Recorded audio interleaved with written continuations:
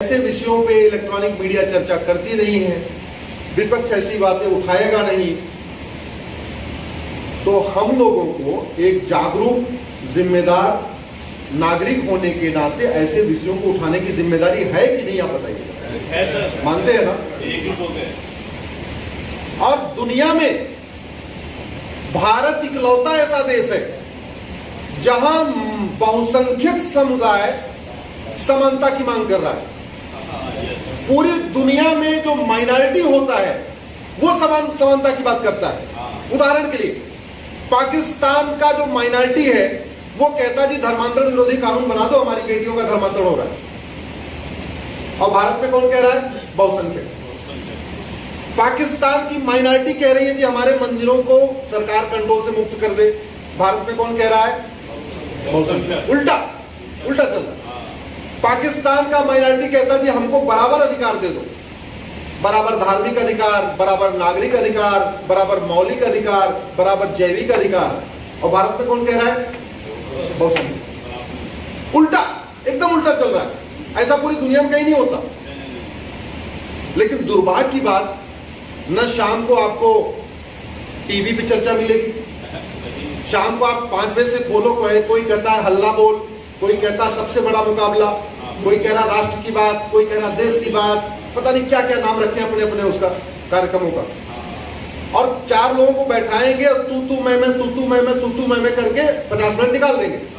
कभी आपने सुना कि उसके बाद कोई पूछता जब ये जो समस्या इसका समाधान क्या है? ना, समाधान की बात।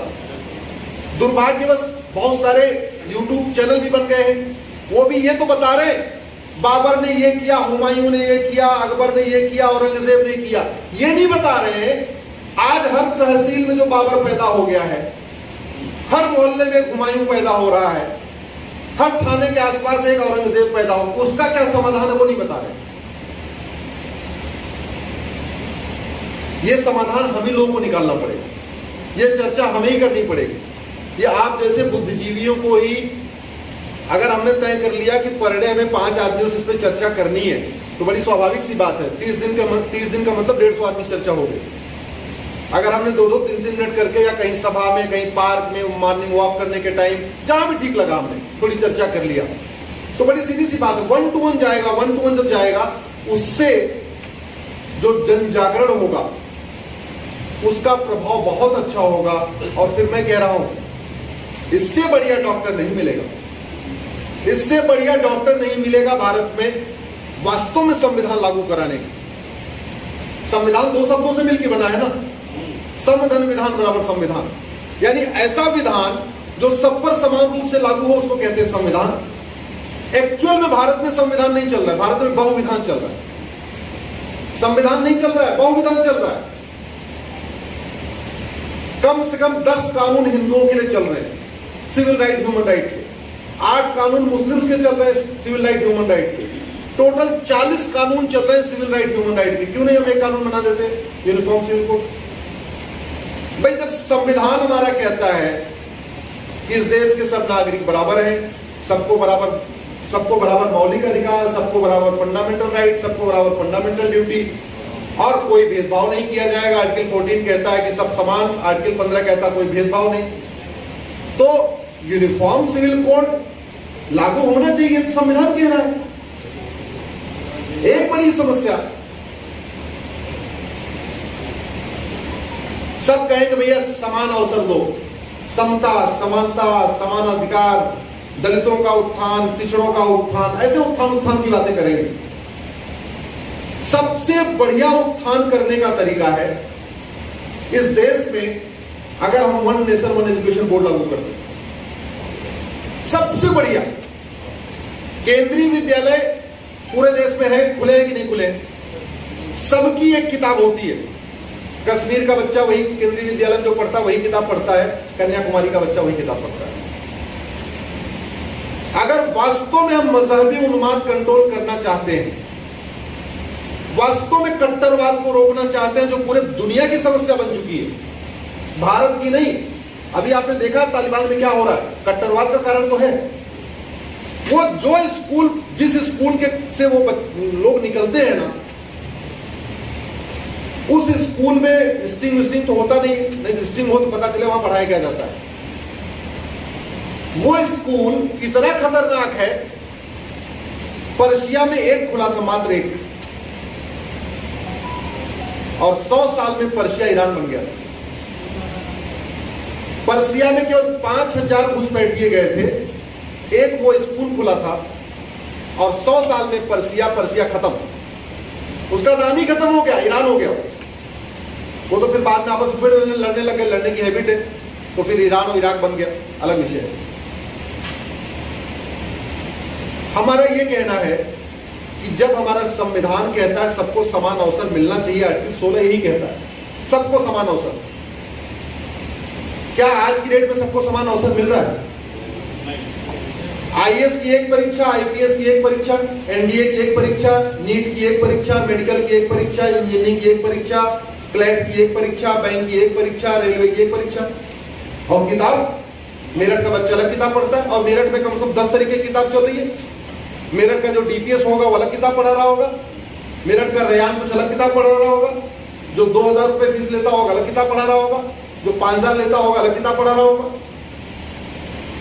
जब हमारा पेपर एक है, एग्जाम एक है, बाद में वो कोचिंग करेगा फिटजी की, आईआईटी की, तो एक ही सिलेबस पढ़ेगा, वहां तो कोई अंतर नहीं है। तो हम क्यों नहीं 1 से लेकर 12 तक कर देते हैं?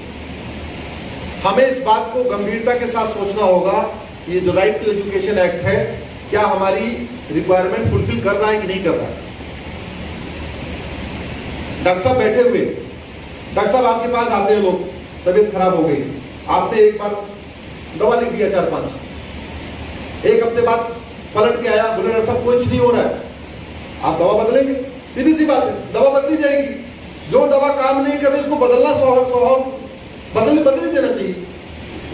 ये राइट टू एजुकेशन हमारी रिक्वायरमेंट को फुलफिल नहीं कर रहा है, इसलिए हमें राइट टू इक्वल एजुकेशन चाहिए। उस कानून का नाम बदलने की जरूरत है, राइट टू इक्वल एजुकेशन। और वो 14 साल तक नहीं चाहिए, 18 साल तक चाहिए। 12वीं तक का सभी बच्चे, वास्तव में अगर हम इस समाज को जोड़ना चाहते हैं, तोड़ने वालों को रोकना चाहते हैं, सबसे जो बढ़िया माध्यम है वो है यूनिफॉर्म एजुकेशन। आप लोग इसको, मैं आग्रह करूंगा कि इस बात पे गंभीरता के साथ आप सोचें। कितना बढ़िया हो कि जो किताब रिक्शे वाला बच्चा पढ़ता है, रिक्शा चलाने वाले का बच्चा जो किताब पढ़ता है, मर्सिडीज चलाने वाले का बच्चा वही किताब पढ़ता है। जो किताब मेरा बेटा पढ़ता है, मेरे ड्राइवर का बेटा वही किताब पढ़े। मंत्री का बच्चा और संतरी के बच्चे की एक किताब कर दीजिए, मैं कह रहा हूं जातिवाद भी खत्म होगा, वर्गवाद भी खत्म होगा, क्षेत्रवाद भी खत्म होगा, भाषावाद भी खत्म होगा, कट्टरवाद भी खत्म होगा, अलगाववाद भी खत्म होगा, नक्सलवाद भी खत्म होगा, माओवाद भी खत्म होगा, और सबसे बड़ी बात जो पूरी दुनिया के लिए खतरा बना हुआ है, मजहबी उन्माद खत्म होगा, जो सबसे बड़ा खतरा बना हुआ है। एक बार आप 18 वर्ष तक के, और मैं कोई रॉकेट साइंस की बात नहीं कर रहा हूं, मैं संविधान की बात कर रहा हूं। आर्टिकल 16 उठा के पढ़िए। आर्टिकल 16 कहता है सबको समान अवसर मिलना चाहिए। सबको समान अवसर देने का एक ही तरीका है, या तो आईआईटी का एक पेपर यूपी वालों के लिए बने, एक बिहार वालों के लिए बने, एक बंगाल वालों के लिए बने, एक गुजरात वालों के लिए बने। आईएएस का एक पेपर यूपी वालों के लिए बने, एक बिहार वालों के लिए बने, एक बंगाल वालों के लिए बने, गुजरात वालों के लिए बने। या दूसरा क्या तरीका, सबका सिलेबस कॉमन कर दो, सिलेबस करिकुलम कॉमन कर दो। गुजरात वाला गुजराती में पढ़े, बंगाल वाला बंगाली में पढ़े, महाराष्ट्र वाला मराठी में पढ़े, कश्मीर वाला कश्मीरी में पढ़े, अपनी अपनी मातृभाषा में पढ़े। सिलेबस एक होना चाहिए। आप सहमत हैं इस बात से कि नहीं? सब लोग सहमत हैं? इसकी कल्पना करके आप लोग सोचिएगा। मैं इस पे 1 घंटे बोल सकता हूं, लेकिन इसकी कल्पना करके सोचिएगा इससे कितना, इसके दूरगामी परिणाम क्या होंगे। कुछ बातें ऐसी हैं शायद मैं कह नहीं पा रहा हूं। कल्पना करके सोचिएगा, अगर 18 वर्ष तक के सभी बच्चों के लिए हमने एक किताब कर दिया, सब वही पढ़ रहे हैं, हिंदू का बच्चा, मुसलमान का बच्चा, पारसी का बच्चा, ईसाई का बच्चा, जो पढ़ाना है पढ़ा लो। अरे भाई बहुत ज्यादा करना है तो ठीक है। और सबसे अच्छी बात, संवैधानिक बात है, शिक्षा हमारे कॉन्करेंट लिस्ट में पार्लियामेंट कानून बना सकता है। राइट टू एजुकेशन पार्लियामेंट नहीं बनाया हुआ है, स्टेट ने नहीं बनाया हुआ है। राइट टू एजुकेशन पर नाम बदल के राइट टू इक्वल एजुकेशन करना है। 14 साल तक लागू हुआ था, उसको बढ़ा के 18 साल तक करना है।